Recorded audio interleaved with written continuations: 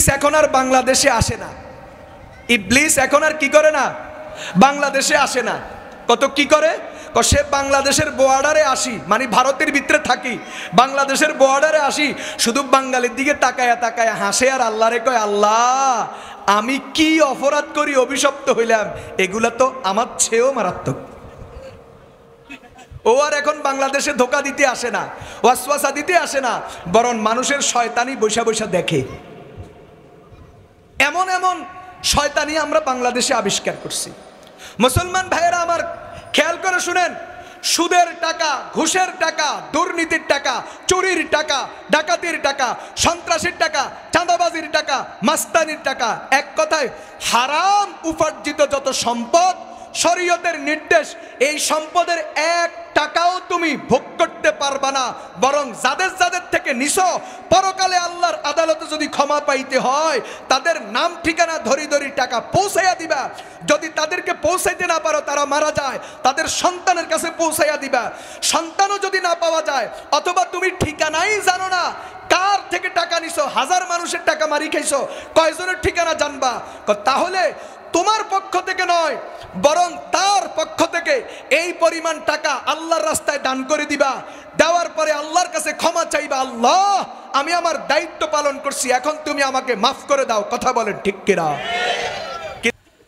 আম্মা বা'দু ফাআউযু বিল্লাহি মিনাশ শাইতানির রাজীম। বিসমিল্লাহির রহমানির রহিম। قل هو القادر على أن يبعث عليكم عذابا من فوقكم أو من تحت أرجلكم أو يلبسكم شيعا ويذيق بعضكم بأس بعض انظر كيف نصرف الآيات لعلهم يفقهون. وجاء في الحديث الشريف عن أبي الدرداء رضي الله تعالى عنه قال سيدنا رسول الله صلى الله عليه وسلم قال الله عز وجل أنا الله لا إله إلا أنا مالك الملوك وملك الملوك قلوب الملوك في يدي وإن العباد إذا أطاعوني حولت قلوب ملوكهم بالرحمة والرأفة عليهم وإنهم إذا عصوني حولت قلوب ملوكهم بالنقمة والسخطة عليهم فساموهم سوء العذاب فلا تشغلوا أنفسكم بالدعاء على الملوك ولكن أشغلوا أنفسكم بالذكر والتضرع إلي أكفكم ملوككم. صدق الله مولانا العظيم وصدق رسوله النبي الكريم ونحن على ذلك لمن الشاهدين والشاكرين والذاكرين والحمد لله رب العالمين. سبحانك لا علم لنا إلا ما علمتنا إنك أنت العليم الحكيم. محترم সভাপতি, হযরতে উলামায়ে কেরাম, মুরব্বিয়ান ইজম, যুবক ভাইয়েরা, পর্দার আড়ালে অপেক্ষমান অত্যন্ত শ্রদ্ধেয় সম্মানিতা মা ও বোনেরা, মহান রব্বুল আলামিনের দরবারে শুকরিয়া আদায় করছি, যিনি অত্যন্ত মেহেরবানি করে আমাকে আপনাদের সামনে হাজির হওয়ার তৌফিক দান করেছেন, এজন্য শুকরিয়া আদায় করছি আলহামদুলিল্লাহ। কোরআনে কারীমের সূরাতুল আনআমের 65 নম্বর আয়াতে কারিমা আপনাদের সামনে তেলাওয়াত করেছি। রাসূল করিম সাল্লাল্লাহু আলাইহি ওয়াসাল্লামের অসংখ্য অগণিত আহাদিস মুবারাকা থেকে মুআজামে তাবরানীতে হযরতে আবু দারদা রাদিয়াল্লাহু তাআলা আনহু সূত্রে বর্ণিত একখানা হাদিস শরীফ পাঠ করেছি। আয়াতে কারিমা এবং হাদিস শরীফের আলোকে ইনশাআল্লাহ এশারের আজান পর্যন্ত কথা হবে। ওয়ামা তৌফিকি ইল্লা বিল্লাহ। মানুষ যখন দুনিয়াতে চরম পর্যায়ের সীমা লঙ্ঘন করে,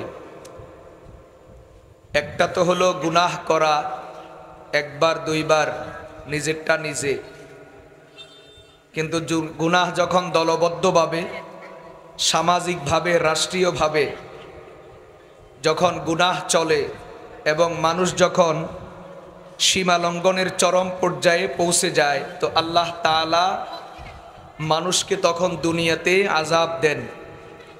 শুধু পরকালের আযাব পর্যন্ত অপেক্ষা করেন না, বরং দুনিয়াতে আল্লাহ তাআলা আযাব দেওয়া শুরু করেন। আয়াতে কারিমাতে আল্লাহ তাআলা এই প্রসঙ্গে আলোচনা করেছেন, মানুষ সীমা লঙ্ঘন করলে এই সীমা লঙ্ঘনকারী মানুষগুলোকে আল্লাহ তাআলা 3 রকমের আযাব দিয়ে থাকেন। একটা হলো আযাব উপরের থেকে, আসমান থেকে আসে, আর একটা হলো আযাব নিচের থেকে, জমিন থেকে আসে, আরেকটা হলো নিজেদের মধ্যে পরস্পরে আল্লাহ তাআলা বিভিন্ন দলে দলে বিভক্ত করে এদের মধ্যে কোনো একটা দলকে আল্লাহ তাআলা শক্তি বেশি দিয়া এদের মাধ্যমে অন্যদেরকে আল্লাহ তাআলা শাস্তি দিয়ে থাকেন। আবার কিছুদিন পরে আরেক দলকে আল্লাহ তাআলা শক্তি বাড়ায়া দেন, এদের শক্তি কমায়া দেন, তো ওরা আবার এদেরকে শাস্তি দিতে থাকে। এইভাবে আল্লাহ তাআলা পৃথিবীতে মানুষকে আযাব দেন। আমরা কেউ কথা না বলি, কথা বলবো না, কথা বলবো না, আশপাশে বাচ্চাদের আওয়াজ বন্ধ করতে হবে। সম্মানিত উপস্থিতি, আল্লাহ তাআলা মানুষকে উপরের থেকে আযাব দিয়া পাকড়াও করেন। এই প্রসঙ্গে কোরআনে কারিমে অনেক উদাহরণ আছে, উদাহরণের শেষ নাই। বহু কওমকে আল্লাহ তাআলা উপরের আযাব দিয়া ধ্বংস করেছেন। যেমন পৃথিবীতে একটা জাতি ছিল যারা সংখ্যায় ছিল আনুমানিক 4 লক্ষ। এরা বসবাস করত 5টা গ্রাম মিলাইয়া, 5 গ্রাম মিলাইয়া 4 লাখ মানুষ বসবাস করত। এই এলাকাটা বর্তমান মধ্যপ্রাচ্যের দেশ জর্দানের একবারে পশ্চিম সীমানায়, ইসরায়েলের আগদিয়া, ইসরায়েলের সীমানার সাথে লাগানো। 15 কিলোমিটার পাশে, লম্বায় 67 কিলোমিটার। একদিকে হলো 15 কিলোমিটার, আরেক দিকে হলো 67 কিলোমিটার। এই এলাকায় বসবাস করত 4 লাখ মানুষ। আল্লাহ তাআলা এদের হেদায়েতের জন্য, আজ থেকে 4000 বছর আগের কথা, আল্লাহ তাআলা এদের হেদায়েতের জন্য একজন পয়গম্বর পাঠাইছেন, যার বাড়ি এখানে ছিল না, ওনার বাড়ি ছিল ইরাকে। সাধারণত আল্লাহ তাআলার নিয়ম, যে এলাকার মানুষের জন্য আল্লাহ তাআলা নবী পাঠান, নবীকে ওই এলাকার থেকেই বানান। এলাকার মানুষকে, কওমের মানুষকে আল্লাহ তাআলা নবী বানান। কিন্তু এই জাতির থেকে আল্লাহ তাআলা কাউকে নবী বানান নাই, বরং নবী বানিয়েছেন ইরাক থেকে একজন লোককে, যিনি তার চাচার সাথে হিজরত করে এখানে চলে আসছেন। ওনার চাচাও নবী ছিলেন। আল্লাহ তাআলা পরবর্তীতে ওনাকেও নবুয়ত দিয়া দিলেন। চাচার নাম হলো হযরত ইব্রাহিম আলাইহিস সালাম, আর ভাতিজার নাম হলো হযরত লূত আলাইহিস সালাতু ওয়াস সালাম। পরবর্তীতে আল্লাহ তাআলা ইনাকে এই এলাকার মানুষগুলোর হেদায়েতের জন্য নবী বানায়া দিলেন। তো এদের অনেকগুলি অপরাধের একটা অপরাধ, তো এটা কমন অপরাধ, মূর্তি পূজা, যেটা ওই যুগের সবাই এই গুনাহতে মোটামুটি ব্যাপকভাবে লিপ্ত ছিল। মূর্তি পূজার গুনাহ তো তারা করত, সাথে সাথে তাদের মধ্যে আরও একটা অপরাধ ছিল, এমন একটা জঘন্য এবং নিকৃষ্ট কাজ তারা করত, যেই কাজটা পৃথিবীতে কোনো জীব জানোয়ারেও করে না।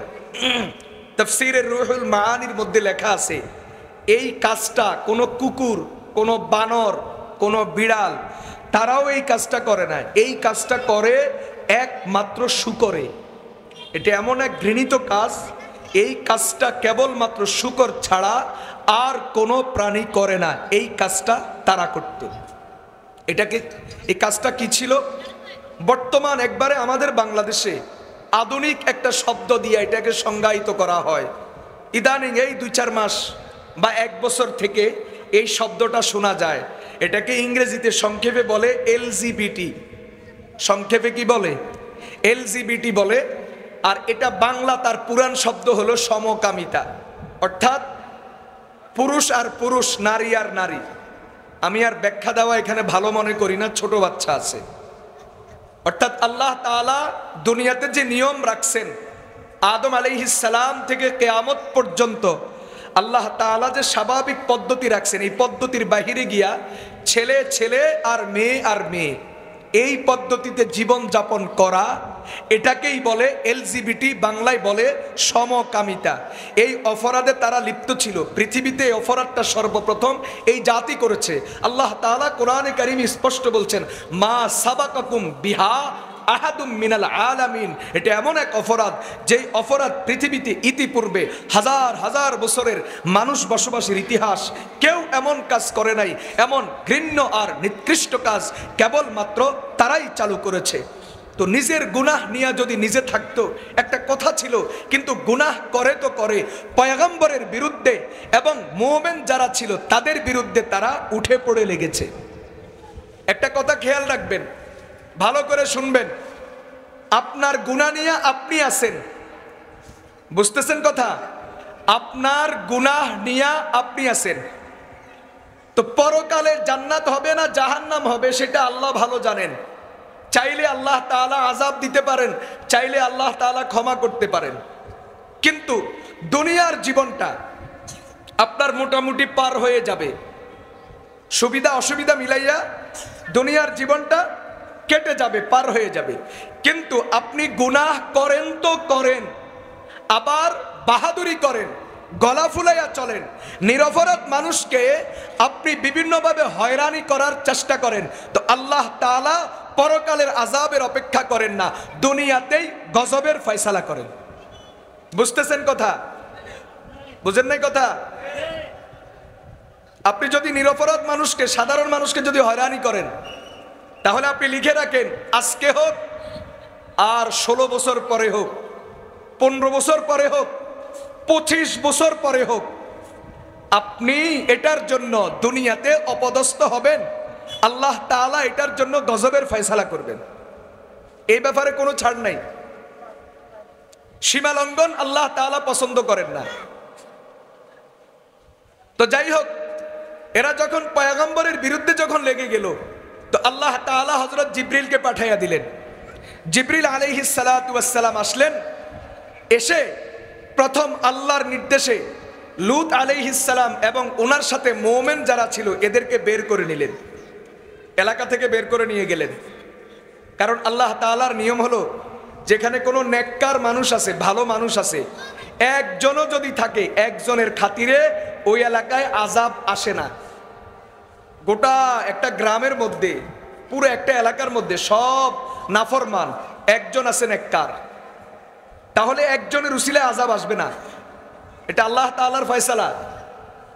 এজন্য আল্লাহ রাব্বুল আলামিন হযরত জিবরিলকে হুকুম দিলেন, জিবরিল তুমি আগে আমার পয়গম্বর এবং তার সাথে মুমিন যেই কয়জন আছে এদেরকে বের করে নিয়ে যাও। তিনি রাতের অন্ধকারে সবাইকে নিয়ে গেলেন, এলাকা থেকে বের করে দূরে নিয়ে গেলেন।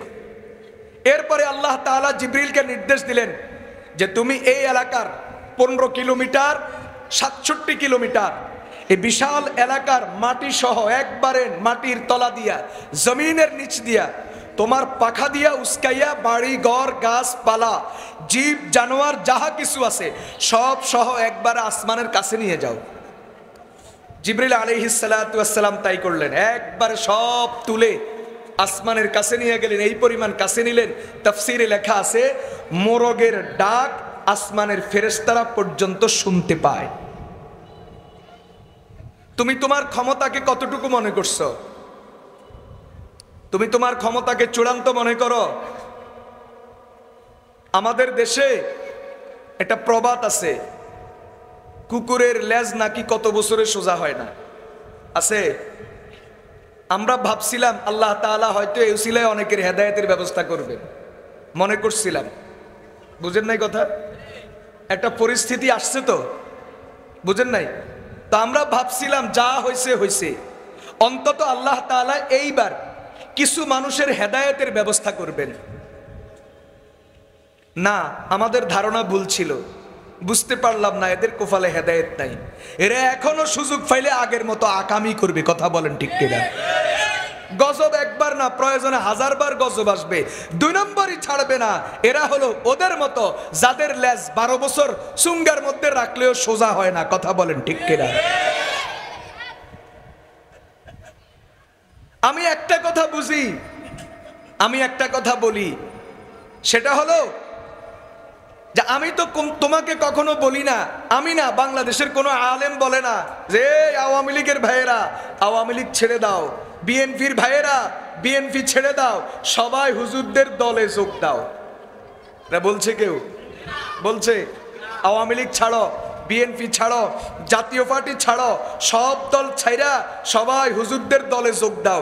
এই ওয়াজ এ পর্যন্ত কেউ করে নাই, 54 বছরে করে নাই, সামনেও আর কেউ করবে না। তো কথা কি? কথা হলো তোমার দল তুমি করো, তোমার দল নিয়ে তুমি থাকো, কিন্তু দলের নামে, রাজনীতি চর্চার নামে মানুষের উপর জুলুম করিও না, তাহলে আল্লাহর গজব তোমাদের উপরে পড়বে। কথা হলো এটা। করো না, তুমি তোমার দল করো, তুমি পরকালে আল্লাহর জবাব দিও। তুমি তোমার দল করে যদি আল্লাহর জবাব দিতে পারো, তা আমার সমস্যা কোন জায়গায়? কথা বলেন। তুমি তোমার দল কইরা, তুমি তোমার পার্টি কইরা, তুমি তোমার নেতার জন্য জীবন দিয়া যদি পরকালে আল্লাহরে বুঝ দিতে পারো, তো আমার সমস্যাটা কোন জায়গায়? তোমার সাথে আমার কোনো বিরোধ নাই। শুধু এতটুকু বলি, দল নিয়ে থাকো, যাই করো করো, থাকো তুমি তোমার আদর্শের পূজা নিয়া, থাকো তুমি তোমার নেতার পূজা নিয়া, কোনো অসুবিধা নাই। শুধু এতটুকু বলি, মানুষের উপর জুলুম করবা না, সীমালঙ্ঘন করবা না, ক্ষমতার অপব্যবহার করবা না। তো রব্বুল আলামিন 17 দিন পরে হোক, আর 17 বছর পরে হোক, আর 700 বছর পরে হোক, গজব আসবেই, তোমাকে শায়েস্তা করা হবেই হবেই হবে।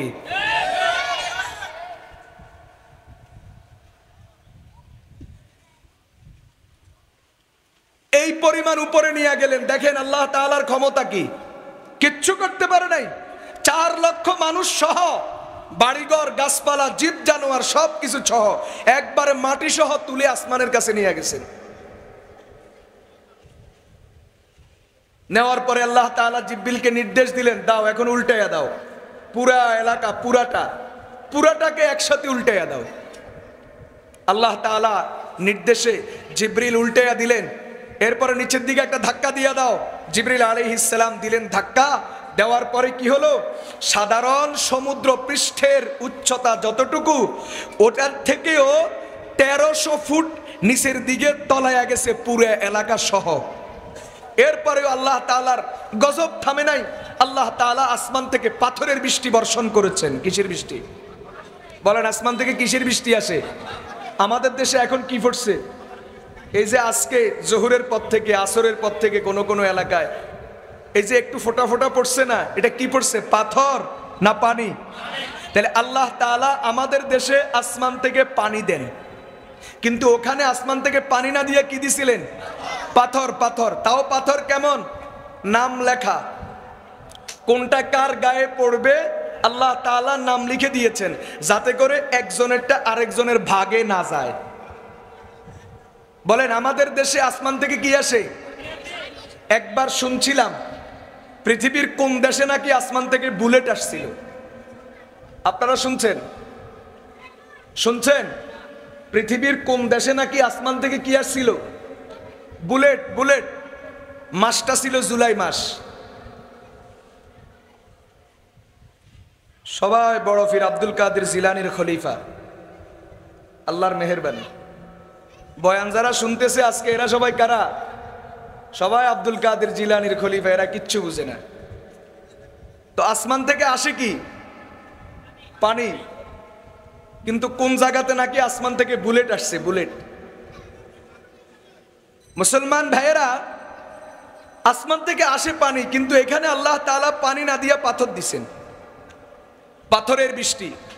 তাও প্রত্যেকটা পাথরের গায়ে নাম লেখা, কোনটা কার গায়ে পড়বে। কেন? দুনিয়াতে দেখেন, বিচারের নামে, আইনের নামে মানুষকে কিভাবে, মানুষের উপর জুলুম করা হয়েছে, কিভাবে মানুষকে হয়রানি করা হয়েছে। মামলা একজনের নামে, মামলা কি? একজনের নামে। তো যারে ধরতে আসছে ভুলে নিয়ে গেছে আরেকজনকে, ভুলে নিয়ে গেছে কি?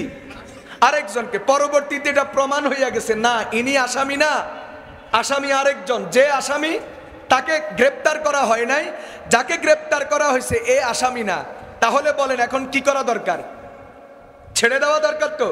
কিন্তু এরকম ঘটনা দুনিয়াতে আছে, ওই নিরপরাধ মানুষ যে আসলে আসামি না, আসামি আরেকজন, ভুলে তাকে নিয়ে গেছে, তো নেওয়ার পরে যখন লোকজন যোগাযোগ করে লোকটা তো নিরপরাধ, ছেড়ে দেন না, তো ওরা জবাব দেয় কষ্ট করে আনছি, কিছু খরচের টাকা দেন না।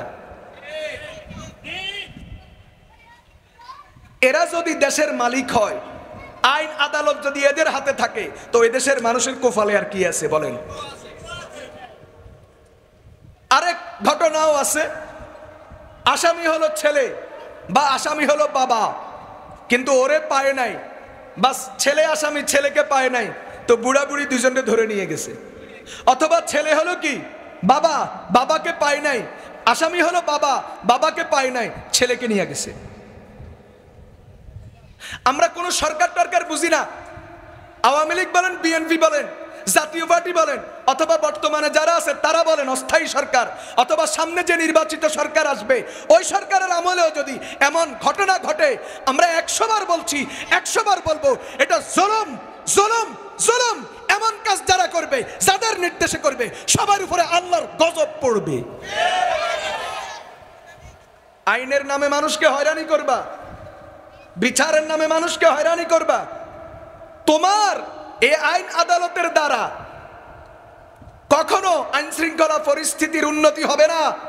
চোর ডাকাতার বদমাশ যারা, তারা কখনো শায়েস্তা হবে না, উল্টা তারা তাদের বদমাশি আরো বাড়ায়া দিবে।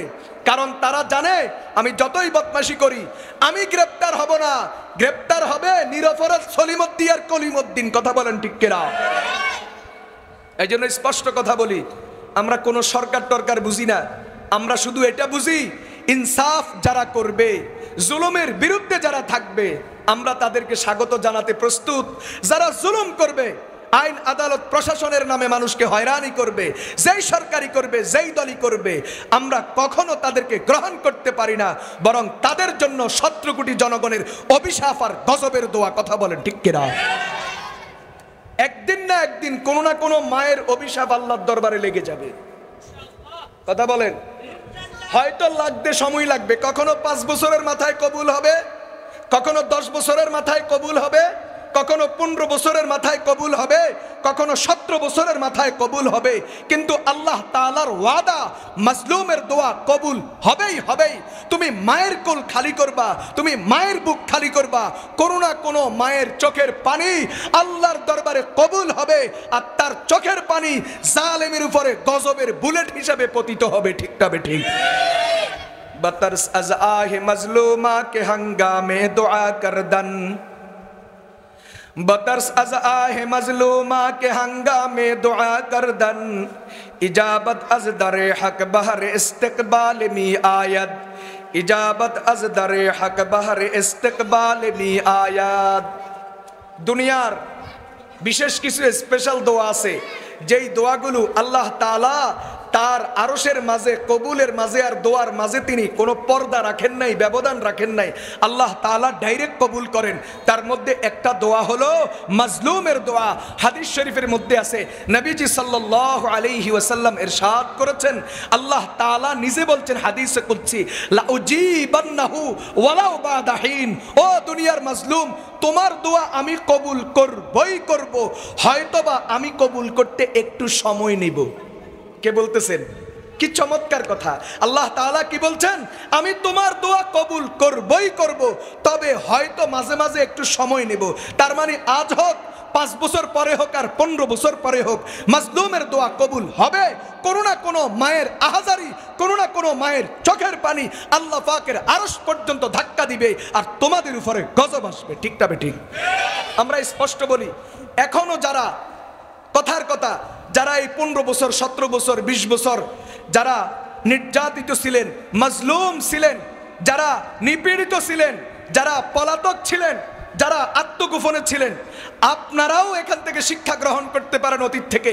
যদি আপনারাও সুযোগ পাইয়া যদি সীমা লঙ্ঘন আর বাড়াবাড়ি করেন, তো ওদের যেই পরিণতি হয়েছে আপনাদেরও সেই পরিণতি হতে পারে। ঠিক কিনা বলেন? এজন্য আমরা সীমা লঙ্ঘন চাই না, যা হয়েছে হয়েছে। আমরা এখন থেকে চাই নতুন একটা দেশ, আমরা এখন থেকে চাই নতুন একটা সমাজ, যেই সমাজে যেই দেশে নোংরা রাজনীতির চর্চা থাকবে না, রাজনীতি চর্চার নামে মানুষ খুন করা চলবে না, রাজনীতি আর দলের নামে কোনো মায়ের কোল খালি করা হবে না, আইন আদালতের দোহাই দিয়া নিরপরাধ মানুষকে হয়রানি করা হবে না। কথা বলেন ঠিক কিনা?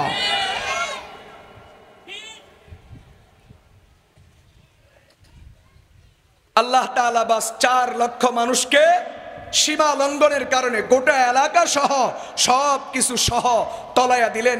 মেরে দোস্ত, একটা উদাহরণ দেওয়ার জন্য, বোঝানোর জন্য একটা উদাহরণ দেই। এই যে এখান থেকে আমি যদি এক যুবককে বলি যে আমার সামনে যে টি টেবিলটা আছে এটা একটু সরাও, দেখবেন ও এটা সরাইতে গেলে হয়তো গ্লাসটা পড়ে যাবে, না হয় টিস্যু বক্স পড়ে যাবে, না হয় চায়ের কাপ পড়ে যাবে, অথবা হর্ন পড়ে যাবে, অথবা এই যে মাইক্রোফোন পড়ে যাবে, অথবা আমার মোবাইলটা পড়ে যাবে। মানে কিছু না কিছু একটা কি হবে, বেশ কম হবে যদি ওরে যদি সরাইতে দিই, অথবা এটা সরাইতে গিয়ে বেখেয়ালে এটা দিয়ে এমন এক ধাক্কা দিবে হয়তোবা আমি নিজেই পড়ে যাব। কিন্তু আল্লাহ তাআলা হযরত জিবরিল আলাইহিস সালামের মাধ্যমে এই বিশাল এলাকা 15 কিলোমিটার আর 67 কিলোমিটার 4 লক্ষ মানুষ সহ, মাটি সহ, বাড়িঘর গাছপালা সবকিছু সহ, জীব জানোয়ার সহ এমনভাবে জিবরিলকে দিয়া একা জিবরিল এটাকে আসমান পর্যন্ত তুলে নিয়ে গেলেন, একটা বোতলের পানি পর্যন্ত নড়ে নাই।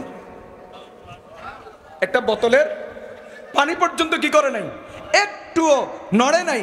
এমন নিখুঁতভাবে একবারে সুন্দর করে জিবরিল তুলে নিলেন, আবার উল্টাইয়া দিলেন, ধ্বংস করে দিলেন। আল্লাহর পক্ষ থেকে গজবের বৃষ্টি, পাথরের বৃষ্টি বর্ষণ হলো। আল্লাহ তাআলা কোরআনে কারীমে এই কথাই বলছেন, ফালাম্মা জাআ আমরুনা জাআলনা আলিয়াহা সাফিলাহা ওয়া আমতারনা আলাইহা হিজারাতাম মিন সিজ্জিলিম মানদুদ মুসাওয়ামাতান ইনদা রাব্বিক ওয়া মা হিয়া মিনাজ জালিমিন বিবাঈদ। আল্লাহ তাআলা 4 লক্ষ সীমা লঙ্ঘনকারীকে উপরের আযাব দিয়া ধ্বংস করে দিয়েছেন। কথা বলেন ঠিক কিনা? তাহলে আল্লাহ তাআলা চাইলে কি করতে পারেন, উপরের থেকে আযাব দিতে পারেন। এজন্য সীমা লঙ্ঘন করা যাবে না। কোন সময় কার উপরে আযাব আসে, কোন সময় আল্লাহ তাআলা কোন দলকে ধরেন, সীমা লঙ্ঘন করলে এইভাবেই ধরা আসবে। কথা বলেন ঠিক কিনা? পৃথিবীতে একজন মানুষ ছিলেন, মুসা আলাইহিস সালামের চাচাতো ভাই। কেডা? মুসা আলাইহিস সালামের চাচাতো ভাই। নাম কি ছিল? কারুন। তার নাম কি ছিল? কারুন ছিল। ও ছিল তৎকালীন দুনিয়ার সবচেয়ে বড় সম্পদশালী। সবচেয়ে বড় কি ছিল? সম্পদশালী ছিল। কি পরিমাণ সম্পদ ছিল? আপনি তাফসীরে লেখে ওর যে গোডাউন ছিল, গুদাম ছিল, এই গুদামের তালার চাবি, এক একটা চাবি ছিল আঙ্গুল পরিমাণ। এই চাবিগুলা বহন করার জন্য 60টা খচ্চরের প্রয়োজন হতো। এটা ঘোড়া আর গাধা, দুটা প্রাণীর মিলনে আল্লাহ তাআলা আরেকটা প্রাণী দান করেন। এটাকে কি বলে? এটাকে খচ্চর বলে। কোরআনে কারীমে আছে, ওয়াল খায়লা ওয়াল বিগালা ওয়াল হামিরা লিতারকাবুহা ওয়া জিনা ওয়া ইয়াখলুকু মা লা তা'লামুন। আল্লাহ তাআলা তার নেয়ামতের মধ্যে মানুষের প্রতি অনুগ্রহ করে কি কি দিয়েছেন মানুষের সুবিধার জন্য, যানবাহনের জন্য, চলাফেরার জন্য, তার মধ্যে আল্লাহ তাআলা খচ্চরের কথা বলছেন। আগেকার যুগে, এখন তো গাড়ি ঘোড়া যানবাহন আবিষ্কার হয়েছে, আগেকার যুগে মানুষ ঘোড়ায়, তারপরে গাধা, খচ্চর, উটের পিঠে মানুষ কি করত? যাতায়াত করতে, চলাচল করত। তো এক একটা খচ্চর প্রায় 50 কেজি বোঝা বহন করতে পারে। তা আপনি বলেন তো 50 কেজি একটা বোঝা, এগুলা সবগুলা যদি চাবি হয় তো বলেন তো কত লক্ষ তালা খোলা যায়? এইভাবে 60টা খচ্চর বহন করত তার চাবি ছড়া। চিন্তা করেন আল্লাহ তাআলা তাকে কি পরিমাণ সম্পদ দিয়েছেন, কত হাজার কোটি সম্পদের সে মালিক ছিল। কিন্তু ওই লোক মানুষের প্রতি যখন জুলুম করা শুরু করলো, সীমা লঙ্ঘন করা শুরু করলো, তো আল্লাহ তাআলা তাকে নিচের আযাব দিয়া ধরলেন। তিরমিজি শরীফের ব্যাখ্যা গ্রন্থ তুহফাতুল আহওয়াজি, এখানে লেখা আছে, পৃথিবীতে যুগে যুগে যারাই জুলুম করছে, 2 শ্রেণীর মানুষ জুলুম বেশি করছে। একটা হলো হয়তো ক্ষমতাওয়ালা, আর একটা হলো হয়তো টাকাওয়ালা, সম্পদওয়ালা। জুলুম কারা করে বলেন? জুলুম কারা করে? হয়তো ক্ষমতাওয়ালারা, না হয় টাকাওয়ালারা। যার ক্ষমতা বেশি তার জুলুমও বেশি। এমনকি যার ক্ষমতা যত লম্বা হয়, যেমন 5 বছর ক্ষমতা পাইলে যেই পরিমাণ জুলুম করে, যদি ক্ষমতাটা 10 বছরের হয় তো জুলুম আরেকটু বেড়ে যায়। ক্ষমতা যদি 15 বছরের হয় তো জুলুম আরেকটু বেড়ে যায়। ক্ষমতা যদি 20 বছরের হয় জুলুম আরও বাড়ে। যদি ক্ষমতা 30 বছরের হয় তো জুলুম আরও বাড়ে। ক্ষমতা যদি 50 সাল পর্যন্ত যায় জুলুম আরও বাড়ে। ক্ষমতা যদি 70 সাল পর্যন্ত যায় জুলুম আরও বাড়ে। পৃথিবীতে দীর্ঘস্থায়ী হয় তার জুলুমের পরিমাণ তত বেড়ে যায়। ও বেপরোয়া হয়ে যায়। ও মনে করে আমাকে ঠেকানোর কেউ নাই, আমাকে মোকাবেলা করার কেউ নাই, বরং আমি তো সবাইরে কি করছি। তুমি সবাইরে নিয়ন্ত্রণ করতে পারছো, কিন্তু আল্লাহর কুদরতকে নিয়ন্ত্রণ করতে পারবা? মুসলমান ভাইয়েরা আমার, এজন্য হাদিস শরীফের ব্যাখ্যায় লেখা আছে, পৃথিবীতে মানুষের উপর সবচেয়ে বেশি জুলুম করে 2 শ্রেণীর মানুষ, যাদের ক্ষমতা আছে এরা, অথবা যাদের টাকা আছে এরা। পৃথিবীতে অস্বাভাবিক ধনী যারা, একটা হলো সাধারণ পর্যায়ের ধনী, আরেকটা হলো যারা অসাধারণ পর্যায়ের ধনী হয়ে যায়, যারা বিশাল সম্পদ আর অর্থবৃত্তের মালিক হয়ে যায়। কয়রা বেশিরভাগ জালেম হয়, জুলুমের মাধ্যমে তারা সম্পদ কামায়। এই জন্য তাফসিরে কুরতুবির মধ্যে লেখা আছে, নমরুদ যিনি হযরত ইব্রাহিম আলাইহিস সালামকে আগুনে ফেলছেন, জুলুম কি পরিমাণ করছে ক্ষমতা পাইয়া, দেখছেন? ক্ষমতা পাইয়া কি পরিমাণ অন্ধ হয়েছে। আল্লাহর পয়গম্বরকে আগুনে ফেলছেন।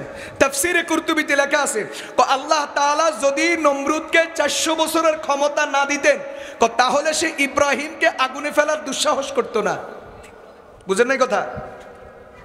যদি আল্লাহ তাআলা নমরুদকে কিনা দিতেন, এমন দীর্ঘ ক্ষমতা না দিতেন, 400 বছরের ক্ষমতা, তাহলে নমরুদ কখনো ইব্রাহিম আলাইহিস সালামকে আগুনে ফেলার দুঃসাহস করতো না। ও কেন করছে? ক্ষমতা পাইয়া করছে। তো এটাই নিয়ম। হাজ্জাজ বিন ইউসুফ, কিতাবের মধ্যে লেখা আছে, হাজ্জাজ বিন ইউসুফ ও মাত্র 20 বছর ইরাকের গভর্নর ছিল। এই 20 বছর গভর্নর থাকাকালীন 1,25,000 মানুষকে হত্যা করছে কেবলমাত্র তার বিরোধিতার কারণে। বিরোধিতা মানে বুঝলেন নি? অর্থাৎ তার শাসক হিসেবে কি করে না, সাপোর্ট করে না, পছন্দ করে না, ভালোবাসে না, ভালো জানে না। এই কারণে ধরে ধরে 1,25,000 মানুষকে 20 বছরে জবাই করছে, যুদ্ধ ছাড়া। আর যুদ্ধে কি পরিমাণ হত্যা করছে এটা তো আল্লাহ ভালো জানেন। 1,70,000 মানুষকে জেলখানায় আবদ্ধ করেছে, তার মধ্যে 30,000 নারীও ছিল। এই পরিমাণ জুলুম হাজ্জাজ বিন ইউসুফ করেছে। এজন্য তাফসিরে লেখা আছে, দেখবা পৃথিবীর ইতিহাসে যারা বেশি জুলুম করেছে হয়তো এরা ক্ষমতাওয়ালা, না হয় এরা সম্পদওয়ালা। মানুষ এই দুইটা কারণে সবচেয়ে বেশি জুলুম করে। বুঝতেছেন কথা? তো আপনি আমিও যদি ওই রাস্তা যদি বেছে নিই, সামান্য কয়টা টাকার কারণে, সামান্য একটু অর্থবৃত্তের কারণে, দুনিয়াতে একটু ভালো চলি, ভালো খাই, এটার কারণে যদি মানুষকে মানুষ মনে না করি, মানুষকে যদি মানুষ হিসাবে শ্রদ্ধা করতে না শিখি, তো আমার জন্য ওই পরিণতি অপেক্ষা করবে। ফকির হইতে বেশি সময় লাগবে না। কি লাভ হবে? 1000 কোটি টাকার মালিক, কিন্তু এখন সম্পদগুলো আরেকজনে দখল করছে, এখন হাত খরচের টাকাও নাই। আসেনি এরকম ঘটনা? কারো কারো এমন ঘটনা আসেনি? 1000 কোটি টাকার মালিক, কেউ কেউ তো বিদেশে বাড়ি কিনছে 700। কি পরিমাণ ডাকাত চিন্তাটা করেন। পৃথিবীতে বহু ডাকাতের গল্প শুনছি, যে এত বড় ডাকাতের গল্প আর কখনো শুনি নাই। বিদেশে বাড়ি বানাইছে 700। 1000 কোটি, 5,000, 7,000, 10,000, 20,000, 30,000, 36,000, হাজার কোটি টাকা নিয়ে পালাইছে, লুটপাট করে পালাইছে। কিন্তু আফসোস, এখন ওই লুটের সম্পদ নিজেও খাইতে পারতেছে না, আরেক দল দখল করছে, এখন নিজের হাত খরচের পয়সাও নাই। কথা বলেন ঠিক কিনা? একজনকে তো কানতে শুনছি যে বাচ্চার টিউশন ফি দিতে পারতেছে না। তো কি লাভ হবে? কেন তুমি অহংকারিতা করো? বলো, কেন অহংকারী কেন করো? কেন এত দম্ভ আর অহংকার? একটা পদের জন্য, একটু ক্ষমতার জন্য, একটু সম্পদের কারণে কেন এমন অন্ধ হলা? আর এখন কান্না করো, মায়া কান্না, যে তোমার বাচ্চার টিউশন ফি পরিশোধ করা যায় না।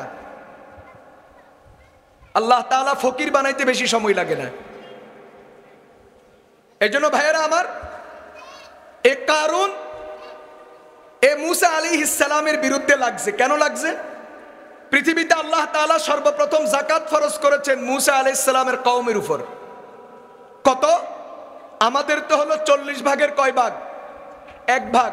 আর ওদের জন্য নিয়ম ছিল 1000 ভাগের 1 ভাগ। সহজ না কঠিন? মাত্র 1000 ভাগের 1 ভাগ দিব। আর আমাদের হলো সম্পত্তি কত ভাগের কত ভাগ? 40 ভাগের 1 ভাগ। আর ওদের জন্য 1000 ভাগের 1 ভাগ। কত সহজ ছিল। ও যাকাত দিবে না, তো তুমি যাকাত না দিয়ে চুপ থাকতা? দেয় না তো দেয় না, উল্টা মুসা আলাইহিস সালামের বিরুদ্ধে কওমকে খেপাইয়া দিছে। মুসা যাকাতের নামে, ইবাদতের নামে মানুষের সম্পদ খাওয়ার রাস্তা খুলছে। আমাদের দেশে এরকম মানুষ আসেনি, নিজে 10 টাকা দেয় না, দান খয়রাত করে না, যাকাতও দেয় না, কিন্তু মসজিদ মাদ্রাসাওয়ালাদের সমালোচনায় 24 ঘন্টা লিপ্ত থাকে। মাদ্রাসাওয়ালারা আর কোনো কাম পায় না, মাদ্রাসা খুলি আল্লাহর হস্তে খাওয়ার একটা রাস্তা খুলছে। এরকম কথা বলার মতো পোড়া কোপাল আমাদের দেশে আসেনি। এদের ওই পরিণতি হবে যেই পরিণতি তাদের বড় ঠাকুর কারুনের হয়েছে। কথা বলেন ঠিক কিনা? একটা কথা খেয়াল রাখবেন, তাফসিরে লেখা আছে যাকাত আর সুদ। বলেন যাকাত আর কি? এটা দুইটা বিপরীতমুখী। আল্লাহ তাআলা যারে যাকাত দেওয়ার তৌফিক দেয়, এ সাধারণত সুদী কারবার করে না। বুঝতেছেন কথা? আল্লাহ তাআলা যাকে কিসের তৌফিক দেয়? যাকাত দেওয়ার তৌফিক দেয়, এ কখনো সুদী কারবার করে না। কেন? যাকাত ইবাদত, ইবাদতের জন্য হালাল মাল শর্ত, আর সুদ তো হারাম। তো যে হারাম কামাবে, আল্লাহ তাআলা তার হারামের পয়সা ইবাদতের কাজে, দান খয়রাতের কাজে কবুল করেন না। কেউ যদি জোর করে কবুল করে, যদি দান করেও, এটা আল্লাহর দরবারে কবুল হবে না। একটা মাসালা শুনে নেন, সুদের পয়সা, ঘুষের পয়সা, আত্মসাতের পয়সা, এইভাবে জুলুমের যত পন্থা আছে, চুরি ডাকাতি চাঁদাবাজি আসেনি? বিল্ডিং এর কাজ চলতেছে, তো ছোট ভাই করে পাঠায়, কারে পাঠায়? বড় ভাই কারে পাঠায়? ছোট ভাই। তো যাই বিল্ডিং এর মালিকের সাথে দেখা করে, দেখা করি কি কয়? কিছু খরচ বরচ দিতেন নয়নি। কি চায়? কিছু খরচ বরচ দিতেন নয়নি। তো যদি মালিকে যদি বুঝে এরা কারা, তাহলে তো বাঁচি গেছে। যদি এতটুকুতে মালিক না বুঝে, তো কয় যে বড় ভাইয়ের লগে কথা কন। কার লগে কথা কন? এরকম আসেনি ঘটনা? বলেন না, আসেনি? রাস্তার কাম চলে, বাজেট 20 লাখ। বাজেট কত লাখ? 20 লাখ। এই 20 লাখের 60% কত? 60% কত? আমারে এক ইঞ্জিনিয়ার নিজে বলছে, আমারে এক ইঞ্জিনিয়ার কি নিজে বলছে 20 লাখের 60% 12 লাখ। 12 লাখ। ও আমারে নিজে বলছে, সরকারি কামে 60% ভাগ বটোয়ারা হওয়া এটা নিয়ম আছে। কত পার্সেন্ট? বুঝেন নাই কথা? 60% কোনায় ভাগ হইব? অফিসে অফিসে। একবারে মন্ত্রী এমপি ধরি শুরু করি, অফিসে অফিসে 60% ভাগ। ধরেন 100 টাকা বাজেট হয়েছে সরকারি কাজে, কোনো বিল্ডিং এর জন্য বা রাস্তার জন্য, তো 60 টাকা এই বড় মুরব্বীরা, এমপিরা, মন্ত্রীরা, নেতারা, এই জন্য লাভ আছে। বড় বড় প্রজেক্ট ঘোষণা করে। কেন? ঘোষণা যত হইব তত লাভ। চুরি করি খাওয়া যাইব। দেখেন না অনেকের এখন আমলনামা বাইর হইতেছে, টাকা না ডলার, ডলার 500 কোটি ডলার, 1000 কোটি ডলার মারি দিছে। কাম এখনো শুরু হয় না, মাত্র বাজেটের আলোচনা চলছে, তার আগে উনি উনার ভাগ লই গেছে। এমন ঘটনা আসেনি? এমন ঘটনা আসেনি? এখনো কাম শুরু হয় না, মাত্র কামের কি চলের? জরিপ চলের, জরিপ। কামটা যে করব, এটার কি চলতেছে? জরিপ চলতেছে। কোনখান দিয়ে করব? জায়গাটা আগে একবার করার চিন্তা চলতেছে। এই অবস্থায় উনি উনার ভাগ মারি দিছে। তো 60%, 100 টাকায় 60 টাকা, এটা অফিস আদালতে খায়। আর বাকি তাই কত? 40 টাকা ঢাকার থেকে বাজেট আসে আপনার এই গাবুয়ার এখলাসপুরের রাস্তার কাম করার জন্য। এখানে আসার পরে এখানেও আবার কিছু মানুষের কিছু কিছু দিতে হয়।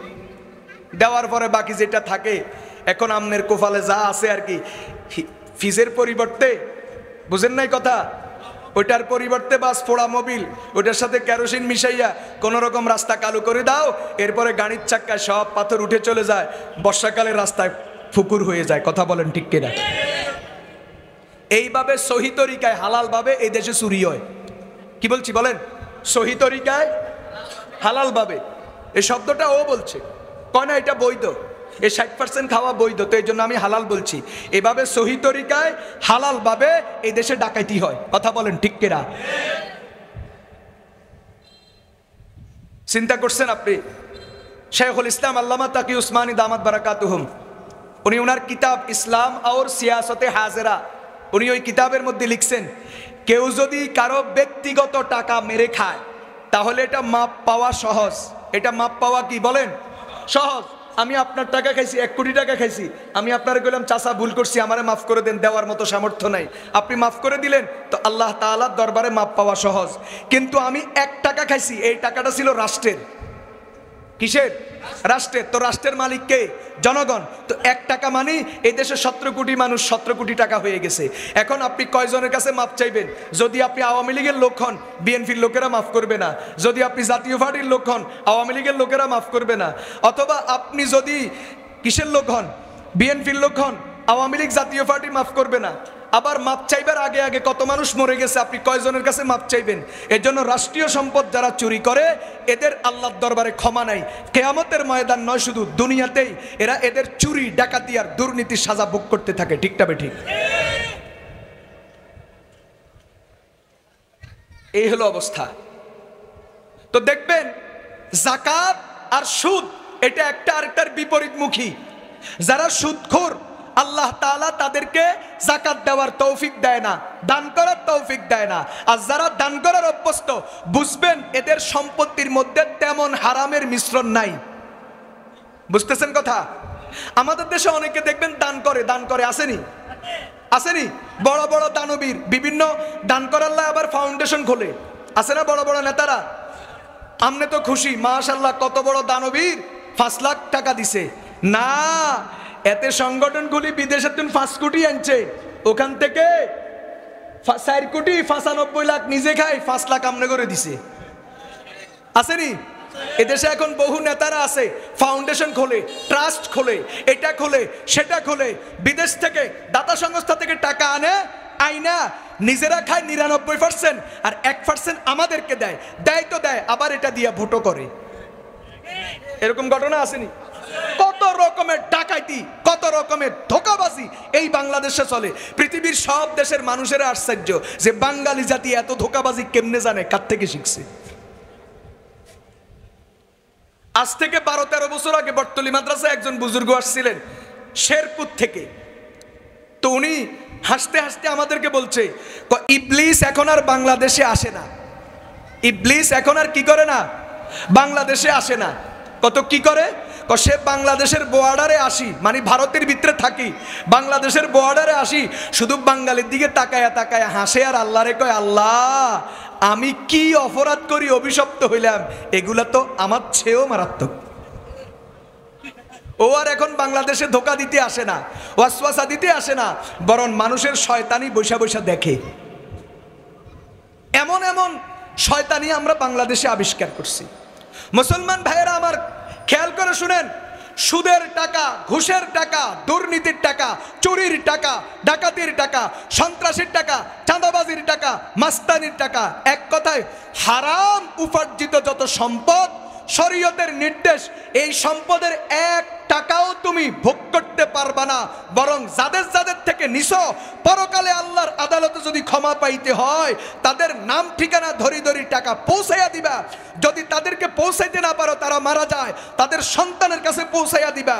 সন্তানও যদি না পাওয়া যায়, অথবা তুমি ঠিকানাই জানো না কার থেকে টাকা নিছো, 1000 মানুষের টাকা মারি খাইছো, কয়জনের ঠিকানা জানবা? তাহলে তোমার পক্ষ থেকে নয়, বরং তার পক্ষ থেকে এই পরিমাণ টাকা আল্লাহর রাস্তায় দান করে দিবা। দেওয়ার পরে আল্লাহর কাছে ক্ষমা চাইবা, আল্লাহ আমি আমার দায়িত্ব পালন করছি, এখন তুমি আমাকে মাফ করে দাও। কথা বলেন ঠিক কিনা? কিন্তু তুমি এই টাকা দিয়ে কি করো? বিদেশে বাড়ি কিনো, তোমার ফোলারে তুমি 2 কোটি টাকার গাড়ি কিনে দাও, ফোলা আবার 15 লাখ টাকার ছাগল কিনে, হাই রে ছাগলে শেষ করে দিছে দেশকারে। কয় লাখ টাকার ছাগল? কয় লাখ টাকা? ফোলায় বাফেরে খাইছে। আরেক চাচা দরবেশ বাবা, যিনি মাশাআল্লাহ সুদের টাকা দিয়ে মসজিদ মাদ্রাসা কায়েম করতো, ওই যে বিসিএস এর ফার্স্ট সোর আছে নি, বিসিএস এর ফার্স্ট সোর, তো ওই ঘটনায় বাফে খাইছে ফোলার জীবন, আর ছাগল কাণ্ডে ফোলাই খাইছে বাফের জীবন। সব সোরের গোষ্ঠী, কোনো মানে সোরা ফোলা সোরা বাফেরে শেষ করে, আর কোনো মানে বাপ সোরা ফোলারে শেষ করে। কথা বলেন ঠিক কিনা? ফিয়ন থেকে শুরু করে গাড়ির ড্রাইভার থেকে শুরু করে বড় নেতা পর্যন্ত সব সোর। আপনার লজ্জা থাকলে আপনি কখনো এই সুদদেরকে সমর্থন করতে পারবেন না। মুসলমান ভাইয়েরা আমার, তো কথা বলতেছিলাম হারাম টাকার রাস্তা কি বলেন? দান খয়রাত করা, দান খয়রাত করা, নিজে খাওয়া, বিবি বাচ্চাকে খাওয়ানো না। হারাম টাকা যার থেকে নিছেন, যার টাকা মালিকের কাছে পৌঁছাইয়া দিবেন। নিজে খাওয়ার অধিকার নাই, নিজে খাওয়ার অনুমতি নাই। সুদের টাকা যা নিছেন, ঘুষের টাকা যা নিছেন, চাঁদাবাজির টাকা যা নিছেন, মালিকের কাছে পৌঁছাইয়া দিবেন। এটাই হলো তওবা, এটা ছাড়া কোনো তওবা নাই। হাদিস শরীফের মধ্যে, ফিকহ কিতাবের মধ্যে আছে, কেউ যদি হারাম টাকা সওয়াবের নিয়তে দান করে, আছে না এরকম মানুষ? কেউ যদি হারাম টাকা সওয়াবের নিয়তে দান করে, তাহলে তার ঈমান চলে যাবে। তার কি চলে যাবে? ওই যে হাজী সাহেব কইছে যে উনি দুর্নীতির টাকা, প্রশ্ন বেচা টাকা দিয়া মসজিদ আর মাদ্রাসা করে, ঈমান আছে না গেছে? ঈমান আছে না গেছে? আল্লাহ তাআলা আমাদেরকে হেফাজত করেন। বুঝেন নাই কথা? কোরবানি কি দিয়া দিতে হয়? ছাগল দিয়া। বলেন না কি দিয়া? কথার কথা, কোরবানি কি দিয়া দিতে হয়? ছাগল দিয়া। শুকর দিয়া কোরবানি দিলে হবে নি? সিনা কি দিয়া ভিজাইতে হয়? পানি দিয়া। পেশাব দিয়া সিনা ভিজাইলে হবে নি? তো তাহলে সওয়াব কামাইতে হবে কোন টাকা দিয়া? হালাল টাকা দিয়া। সুদের টাকা, ঘুষের টাকা, ডাকাতির টাকা, মাস্তানির টাকা, চাঁদাবাজির টাকা, হারাম টাকা দিয়া যদি কেউ সওয়াব কামানোর নিয়ত করে, দান করার নিয়ত করে, ঈমান চলে যাবে, বেঈমান হয়ে যাবে। কথা বলেন ঠিক কিনা? আল্লাহ তাআলা আমাদেরকে সুদের থেকে হেফাজত করেন। এই দুনিয়ার সুদখোররা, দুনিয়ার ঘুষখোরেরা, দুনিয়ার চাঁদাবাজেরা, ও দুনিয়ার বড় ভাইয়েরা, যারা ছোট ভাই ফাটাই ফাটাই চাঁদা খেয়েছেন, আছে না? বড় ভাই কি খায় না? চাঁদা খায় না। কারে ফাটায়? বলেন না কারে ফাটায়? তো যদি কোনো ধরা খায়, তো বড় ভাই কি করে? শাসন করে, ভাতফ জিয়ানি হেনে যাস। হ্যাঁ, হিগারে আগে কই দিছে, যদি কোনো ধরা খাস আয় এরকম দমকামু, দুই চারটা ছট থাপ্পড় দিমু, তুই কিছু মনে করছে হে কারে দূর মিয়া, এটা কোনো কত হইলো? আপনি 2 চার কেন 2 চার 500 দিন, কোনো সমস্যা নেই। আসেনি এরকম ঘটনা? হ্যাঁ, বড় সুর, ছোট সুর, সব সুর। বড় ভাই, ছোট ভাই, সব সুর। চাচা ভাতিজা, মামু ভাগিনা, কোনো আনে মামু, কোনো আনে চাচা, কোনো আনে খালু, কোনো আনে বড় ভাই, সব সুর। তো সুরে এক সুরের আরেক সুরে শিখাইয়া দেয়, যদি কোনো আনে ধরা খাই যাস, তো আমি তোর ধমক দিমু, তোর 2 চারটা শর্ট থাপ্পড়ও দিমু। এমনকি কখনো কখনো তোর নামে মামলাও হইতে পারে, অসুবিধা নাই, আমি ব্যবস্থা করুন। আসেনি? বলেন না আসেনি? কি পরিমাণ অসভ্য চিন্তাটা করেন। এই ভালো করে শুনেন, যারা সুদের টাকা, ঘুষের টাকা, চাঁদাবাজির টাকা, মাস্তানির টাকা, সন্ত্রাসীর টাকা এইভাবে ভাগ বটোয়ারা যারা খান, আহা, একদিন এক সিএনজি ড্রাইভার আমারে বলে, হুজুর কি বলতাম, আফসোসের কথা, আমরা কষ্ট করি, সারাদিন সিএনজি চালাই, অনেক সময় শীতের রাত গ্যাস নেওয়ার জন্য, দেখেননি আপনারা এখানে মাইলকে মাইল সিরিয়াল দিয়া দাঁড়ায়া থাকতে হয়, মাইলকে মাইল সিরিয়াল দিয়া শীতের মধ্যে দাঁড়ায় থাকতে হয় গ্যাস নিয়া। এরপর আমরা গাড়ি চালাই, মালিকের জমা 500 টাকা, 600 টাকা, নিজের হাত খরচ আছে 150-200 টাকা দৈনিক, এরপরে নিজের বেতন, এরপরে নিজের সংসার। এত কিছুর পরেও আমরাও চাঁদা দিতে হয়, আমাদের চাঁদার ভাগও বড় ভাইদের পকেটে যায়, দুনিয়ার কারোরে বাদরায় না। কথা কয় না? দুনিয়ার কারোরে কি রাখে না? রিক্সার ড্রাইভার, ট্রাকের ড্রাইভার, অটোর ড্রাইভার, সিএনজির ড্রাইভার, দিন মজুর, কামলা, বদলা, কেউ বাদ নাই, সবাই চাঁদা দিতে হবে। সিস্টেমে সিস্টেমে চাঁদা চলে যাব। চাঁদা কইতো না, শব্দ পাল্টা আলেছে, চাঁদা না কই এটা ভিন্ন নামে জায়গা মতো পৌঁছে যাইব, আর বড় ভাইরা বাঘ খাইব। বুঝতেছেন নি কথা? এখন শুনেন, ফাইনাল কথা শুনেন, যারা এইভাবে হারাম টাকা খান, সুদের তরিকায় হোক, জুয়ার তরিকায় হোক, যেই তরিকায় হোক না কেন, হারাম টাকা যারা খান তারা ভালো করে শুনেন, আপনি আপনার বিবির এই টাকা খাওয়াইছেন, আপনার সন্তানকে খাওয়াইছেন, আপনার আব্বা আম্মাকে খাওয়াইছেন, এই যতজন হারাম টাকা খাইছে কারো ইবাদত কবুল হবে না, কারো নামাজ রোজা কবুল হবে না, কারো দোয়া মুনাজাত কবুল হবে না। তো আপনি নিজেও বরবাদ হলেন, ওদেরকেও বরবাদ করলেন। কিয়ামতের ময়দানে এই সব মানুষগুলা যাদেরকে আপনি হারামটা খাওয়াইছেন, এই সব মানুষগুলার আমলের জবাব আল্লাহর দরবারে আপনাকে দিতে হবে। এখন খান, হারাম খান, ভালো করি খান। আপনার বিবি আপনার থেকে কোনটা পাও না, হালাল না হারাম? ও আপনার কাছে বিয়ে বসতেই, বলেন, ও আপনার কাছে বিয়ে বসতেই ইসলামের দৃষ্টিতে বিয়ে বসার সাথে সাথে ও আপনার কাছে পাওনা হইয়া গেছে হালাল খাবার। বলেন কি? হালাল খাবার, হালাল পোশাক, হালাল টাকার বাড়িঘর। কিন্তু আপনি তারে হালাল না খাওয়াইয়া হারাম খাওয়াই তার পেট নষ্ট করছেন। আপনার সন্তান হয়েছে, যতগুলা সন্তান হয়েছে, ওরা জন্মের আগেই মায়ের গর্ভে থাকতেই আল্লাহর পক্ষ থেকে ফয়সালা হইয়া গেছে তারা আপনার কাছে হালাল পাও না, কিন্তু আপনি হারাম দিয়া শুরু করছেন। হাসপাতালে সিজারের বিল দিছেন, হারাম। বাচ্চার জন্য দুধ কিনছেন, হারাম। বাচ্চার মারে কবুতর খাওয়াইছেন, কবুতর খেলে বাচ্চায় দুধ পাইব, হারাম। বাচ্চার মারে কাসকি মাছ খাওয়াইছেন, হারাম। যেটা খেলে বাচ্চায় দুধ পাইব, কথা কয় না? সব কি? বাচ্চার জন্য জামা কিনছেন, হারাম। বাচ্চার আকিকা দিয়েছেন, ছাগল কিনছেন, হারাম। আবার ছাগল কিনি আকিকা দিয়া চাঁদাবাজি করছেন, এটাও হারাম। আকিকার নামে চাঁদাবাজি আসেনি? আসেনি চাঁদাবাজি? এটা আবার পরে হিসাব হয়, মেয়ের নানায় কি দিছে, ছেলের নানায় কি দিছে, নানিয়ে কি দিছে, খালারা কি দিছে, মামারা কি দিছে, মামিরা কি দিছে, নাম ধরি ধরি লিস্টি পড়া হয়। কথা বলেন ঠিক কিনা? তাহলে আকিকা এটা সুন্নত খাবার। এখন সুন্নত খাবারকে, সোয়াবের কাজকে চাঁদাবাজির রাস্তা খুলছি। কথা বলেন ঠিক কিনা? আল্লাহ তাআলা আকিকার নামে চাঁদাবাজি বন্ধ করার তৌফিক দান করুন। বিয়া শাদীর নামে চাঁদাবাজি বন্ধ করার তৌফিক দান করুন। মুসলমানের নামে আসেনি চাঁদাবাজি, মুসলমানের নামে চাঁদাবাজি বন্ধ করার তৌফিক দান করুন। সব হারাম খাবার, সব হারাম খাবার। মুসলমান ভাইয়েরা আমার, আল্লাহ তাআলা তো কথা বলতেছিলাম, কারুন জুলুম করছিল, সম্পদ পাইয়া মূসা আলাইহিস সালামের বিরুদ্ধে দাঁড়াইছে, পুরা গোষ্ঠীকে মূসা পয়গম্বরের বিরুদ্ধে খেপাইয়া দিছে। তো আল্লাহ তাআলা বাস মূসা আলাইহিস সালাম অতিষ্ঠ হইয়া আল্লাহর কাছে হাত তুললেন, দোয়া করলেন। আল্লাহ তাআলা মূসাকে জিজ্ঞাসা করলেন, মূসা তুমি আমার কাছে কি চাও? মূসা আলাইহিস সালাম বললেন, আল্লাহ আমি চাই জমিন যেন আমার অনুগত হয়ে যায়, আমি যা বলবো জমিন তাই শুনবে। উনি কি চাইছেন আল্লাহর কাছে? জমিন যেন আমার কি হয়ে যায়, অনুগত হয়ে যায়, আমি জমিনকে যা বলবো জমিন যেন তাই শুনে। তো আল্লাহ তাআলা বললেন, মূসা ইতিপূর্বে জমিনকে আমি কারোর জন্য অনুগত বানাই নাই, সামনেও আর কারোর জন্য বানাবো না। যাও, দিলাম তোমাকে কিছু সময়ের জন্য, জমিনকে তোমার অনুগত বানাইয়া দিলাম।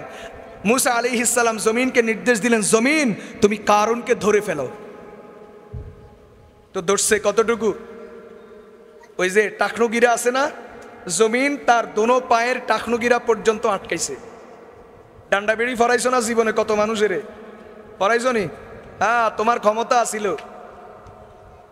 তাহাজ্জুদ গুজার, যার জীবনে কোনোদিন নামাজের জামাত ছুটে নাই, তাহাজ্জুদ ছুটে নাই, কোরআনের আলেম, কোরআনের হাফেজ, টুফি, দাড়ি, জুব্বা, পাগড়ি, শেখুল হাদিস, হেরে দরিয়ে তুমি ডান্ডা বেড়ি ফরাইছো, তো আল্লাহ তোমারে ফরাইব। কথা কয় না? এত অন্ধ হইও না।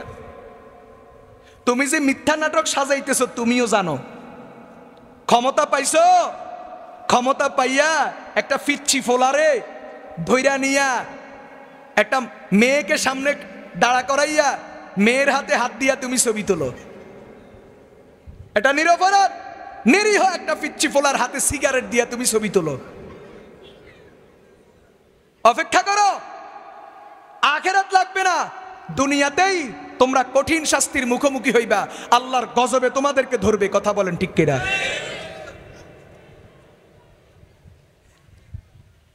মূসা আলাইহিস সালাতু ওয়াস সালাম জমিনকে নির্দেশ দিলেন, জমিন তুমি একটু ধরো কারুনকে। তো পায়ের গিরা পর্যন্ত, টাকনু গিরা পর্যন্ত ধরলো। মূসা আলাইহিস সালাম আবার নির্দেশ দিলেন, জমিন নিচের দিকে টান দাও। জমিন কারুনকে নিচের দিকে টানতে শুরু করলো, টানতে টানতে তার বড়গিরা পর্যন্ত আটকাইছে। আবার জমিনকে নির্দেশ দেওয়া হলো, তো জমিন নিচের দিকে আবার টানলো, কোমর পর্যন্ত আটকাইছে। আবার নিচের দিকে টান দিল, টান দিয়া বুক পর্যন্ত আটকাইলো। মূসা আলাইহিস সালাম আবার জমিনকে নির্দেশ দিলেন, জমিন আবার টান দিল, এক টানে কারুন মাটির নিচে চলে গেল। একটা মানুষের উচ্চতা যতটুকু, কারুনের উচ্চতা যতটুকু, দেহের সাইজ যতটুকু, তাফসীরের মধ্যে আছে প্রতিদিন কারুন মাটির নিচে এই পরিমাণ নিচের দিকে নামতে আছে, কিয়ামত পর্যন্ত নামতে থাকবে। একবারে যেদিন 7 তলব জমিনের তলায় যখন পৌঁছে যাবে, তো আল্লাহ তাআলা ইসরাফিলকে সিংহায় ফু দেওয়ার নির্দেশ দিবেন। আল্লাহ তাআলা কোরআনে কারীমে বলেন, ইন্না কারুনা কানা মিন কওমি মূসা ফাবাগা আলাইহিম وآتيناه من الكنوز ما إن مفاتحه لتنوء بالعصبة أولي القوة إذ قال له قومه لا تفرح إن الله لا يحب الفرحين وابتغ فيما آتاك الله الدار الآخرة ولا تنس نصيبك من الدنيا وأحسن كما أحسن الله إليك ولا تبغ الفساد في الأرض إن الله لا يحب المفسدين الله تعالى এরপরে বলেন وخسفنا به فخسفنا به وبداره الأرض فما كان له من فئة ينصرونه من دون الله وما كان من المنتصرين আল্লাহ তাআলা শুধু কারুনকে একা ধরেন নাই, তার সহযোগী যারা এবং কারুনের ধন সম্পত্তি সহ আল্লাহ তাআলা মাটির নিচে তলায়া ধ্বংস করে দিয়েছেন। তাহলে আযাব কোনখান থেকে আসছে? জমিন থেকে। বলেন কোনখান থেকে? জমিন থেকে। শুআয়ব আলাইহিস সালাতু ওয়াস সালাম মূসা আলাইহিস সালামের শ্বশুর। বলেন মূসা আলাইহিস সালামের কি শ্বশুর? ওনার শ্বশুরও একজন পয়গম্বর ছিলেন, হযরতে শুআয়ব আলাইহিস সালাতু ওয়াস সালাম। তো আল্লাহ তাআলা তাকে যেই কওমের নবী বানাইছেন, এই কওমের মধ্যে মূর্তি পূজা সহ আরো বড় বড় অপরাধ ছিল 3টা। কয়টা? বলেন কয়টা? 1 নাম্বার অপরাধ, তারা মাফে কম দিত। মাফে কি দিত? আসেনি আমাদের দেশে মাফে কম দেন না মানুষ। 2 নাম্বার, তারা চাঁদাবাজি করতো। চাঁদা আসেনি? চাঁদা তলুন্যারা আসেনি? সিএনজি স্টেশন, রিক্সা স্টেশন, চৌরাস্তা, কোনো জায়গা বাদ নেই। আসেনি? চাঁদা তলুন্যারা আসেনি? 2 নাম্বার, তাদের অপরাধ ছিল তারা চাঁদা তুলতো, চাঁদা মানুষ থেকে চাঁদা নিত, চাঁদাবাজি করত। 3 নাম্বার, তাদের অপরাধ ছিল সত্য পথে যারা চলতে চাইতো, হকের পথে, ন্যায় ইনসাফের পথে, ঈমান আমলের রাস্তায় যারা চলতে চাইতো, তাদেরকে তারা বাধা দিত। নিজে মানে না তো মানে না, কপাল খারাপ। যারা মানতে চায় তাদেরকেও বরদাস্ত করে না। অতীতে এমন ঘটনা দুনিয়াতে হয়েছেনি? হয়েছেনি? নিজে করে না তো করে না, করতেও দেয় না। কপাল খারাপ, নিজের জীবনে কোনোদিন কোনো মাহফিল শুনে নাই, মানুষে শুনবে এটাও তার সহ্য হয় না। আসেনি? আমি অনেক জায়গাতে বলি, আমাদের দেশে শীতকাল আসলে, এই সময়টা আসলে কি পরিমাণ মাহফিল হয়। কোনো মাঠ বাকি থাকে না, স্কুলের মাঠ, মাদ্রাসার মাঠ, ঈদগাহ মাঠ, যেখানে মাঠ নাই ওখানে ধান কাটার পরে শুকনা ক্ষেতের মধ্যে কত মাহফিল। এই দেশে এরকম বহু মানুষ আছে যে তার জীবনে 50 বছর 60 বছর হায়াত শেষ, জীবনে কোনোদিন একটা মাহফিলও শুনে নাই। আসেনি? আচ্ছা, আরেকটা উদাহরণ দিই। জুমার ওয়াজ কতক্ষণ? জুমার দিন নামাজের আগের বয়ান কতক্ষণ? আধা ঘন্টা, 40 মিনিট সর্বোচ্চ। মাহফিলে না কষ্ট? আসরের পর থেকে শুরু হয়, রাত 12টা মুনাজাত, নিচে বসে থাকা লাগে। এই যে বৃষ্টি হয়েছে, ঠান্ডার মধ্যে বসে আছেন, কিন্তু জুমার মসজিদে তো কষ্ট নাই। আলহামদুলিল্লাহ, বাংলাদেশে এমন বহু মসজিদ আছে, গরমকালে এসির ব্যবস্থা আছে, কি সুন্দর, বাড়িঘর থেকেও আরাম, জানালা খুলে দিলে বাতাস আসতে থাকে, আলো বাতাস, ভেন্টিলেশন সুবিধা কত চমৎকার, বাড়িঘর থেকেও মসজিদ উন্নত। কিন্তু তথাপিও এই দেশে এরকম বহু মুসলমান আছে যেই লোকটা তার এই 50 বছর, 40 বছর, 30 বছরের জীবনে জুমার একটা বয়ান আধা ঘন্টা পুরাপুরি শুরু থেকে শেষ পর্যন্ত শুনে নাই। আসেনি? জীবনে আজ পর্যন্ত তার সুযোগ হয় নাই। কিন্তু হুজুরে ওয়াজের ভিতরে দলের বিরুদ্ধে কি কইছে এটা কিন্তু হাতে শুনছে, কথা কয় না, এবং হাতে এটার অ্যাকশনও লই ছাড়ছে। কথা কয় না? জীবনে কোনোদিন আধা ঘন্টা কোনো আলেমের ওয়াজ শুনে নাই, জীবনে কোনোদিন 1 ঘন্টা 2 ঘন্টা কোনো আলেমের বয়ান শুনে নাই, কিন্তু হুজুর তার দলের বিরুদ্ধে, তার চেতনার বিরুদ্ধে, তার আদর্শের বিরুদ্ধে, তার নেতার বিরুদ্ধে কোনখানে কি বলছে এটা কিন্তু তার কানে খবর পৌঁছে গেছে, সময় মতো অ্যাকশনও নিছে হুজুর থেকে। কথা বলেন ঠিক কিনা? এমন পোড়া কোফাল মুসলমান। তো তুমি ওয়াজ শুনো না তো শুনো না, তোমারটা নিয়ে তুমি থাকো, কিন্তু ওয়াজ হোক এটাও সে চায় না। সুযোগ পাইলে কোনো না কোনো অজুহাতে ওয়াজ বন্ধ করে দেয়। অতীতে করা হয়েছে নি এরকম? এরপরে আবার আরেক দল আছে, ওরা কি কয়, যারা ওয়াজ আয়োজন করে এদেরকে নিয়ে কি বলে, লাভ আছে তো, ওয়াজ টোয়াজ করি, ফসা যেগুলা পাশে এগুলা নিজেরা ভাগ করি খায়। এরকম সমালোচনা করি না মানুষ আসেনি? যারা আয়োজন করে নিজে তো করে না ফোড়া কোফাইল্লা, নিজে তো করে না, যারা করে ওদেরকে নিয়ে সমালোচনা করে। কি সমালোচনা? যে এদের লাভ আছে, এরা ওয়াজের আয়োজন কেন করে, যা বাসে এটা ভাগ করি খায়। তো ভালো কথা, তুমি যখন বুঝছো ওয়াজের আয়োজন করলে লাভ আছে, যা বাসে তা ভাগ করি খায়, তো তাহলে তুমিও একটা ওয়াজের আয়োজন করো, যা বাসে তুমি ভাগ করি খাইও। তুমি যখন বুঝছো এটা এত লাভজনক কাজ, তো তুমি বসে রইছো কা? তুমিও শুরু করো একটা ওয়াজের আয়োজন, তুমিও করো। বাস হুজুরদেরকে হাদিয়া দিয়া, খাওয়া দাওয়ার আয়োজন করিয়া, প্যান্ডেলের মাইকের খরচ দিয়া যা থাকবো এগুলা তুমি খাইও। কারণ তুমি তো দুনিয়ার কুকুর, বিড়াল, শুকর সব কিছুর পয়সা খাইছো, দুনিয়ার সব কিছু বেচা পয়সা খাইছো, সুদকুর সব খাইছো, আর এটা বাকি রয়েছে, এটা কিনলে বাদ দিতে এটাও খাও। এদেশে বহু নেতা আছে, মসজিদের সভাপতি, বাস ক্যাশ এর কাছে। কথা কয় না? হিসাব চাইলে নাই। এই যে একটা অবস্থার পরিবর্তন হয়েছে না, বহু মসজিদ আর মাদ্রাসার খবর আমরা জানি, সভাপতি সেক্রেটারিও যেই কোনো কারণে ফালাইছে, বাস ক্যাশ নাই, ক্যাশ আউট। কথা কয় না? মসজিদের টাকা, মাদ্রাসার টাকা, ইমামের বেতন দিয়া, মুয়াজ্জিনের বেতন দিয়া, কারেন্ট বিলের পয়সা দিয়া, শিক্ষকের বেতন দিয়া যা থাকে এগুলো সব হের অ্যাকাউন্টে। কথা কয় না? তো তুমি যখন দুনিয়ার সব কিছু খাইছো, এটাও তুমি খাও, দেখি আল্লাহর দরবারে জবাব কেমনে দাও। আল্লাহ তাআলা বুঝার তৌফিক দান করুন। এজন্য বলি, সমালোচনা নয়, যারা ভালো কাজ করতেছে, আমি তো করতে পারি না, আমার কপাল খারাপ, যারা করতেছে সমালোচনা করে নিজের আমল নামাকে, পাপের খাতাকে আর ভারী করব না। আল্লাহ তাআলা আমাদেরকে তৌফিক দান করুন। তো এদের এই 3টে অভ্যাস ছিল শুআয়ব আলাইহিস সালামের কওমের। 1 নাম্বার, তারা কি করত, মাফে কম দিত। 2 নাম্বার, তারা চাঁদাবাজি করত, চাঁদা তুলি খাইতো। 3 নাম্বার, তারা কি করত, সত্য পথের অনুসারী যারা, হেদায়েতের পথের অনুসারী যারা, তাদেরকে বাধা দিত, ডিস্টার্ব করত। এই 3টা অপরাধে আল্লাহ তাআলা তাদেরকে আযাব দিলেন। কোরআনে কারীম বলছে, ফাআখাযাতহুমুর রাজফাতু ফাআসবাহু ফি দারিহিম জাসিমিন। আল্লাহ তাআলা তাদেরকে ভূমিকম্প দিয়া ধরছেন। বাস ভূমিকম্পে পুরা কওম ধ্বংস হইয়া গেছে, বরবাদ হইয়া গেছে। এজন্য বলি, আল্লাহ তাআলা নারাজ করব না কখনো আল্লাহ তাআলাকে। নিজে যতটুকু পারি করব, যে যা করতেছে তার আমল, তার কাজ তাকে করতে দিব। আমি কখনো ভালো কাজের বাধা হব না। কথা বলেন ঠিক কিনা? আমরা ভালো কাজের কি হব? সহযোগী হব। বলেন কি হব?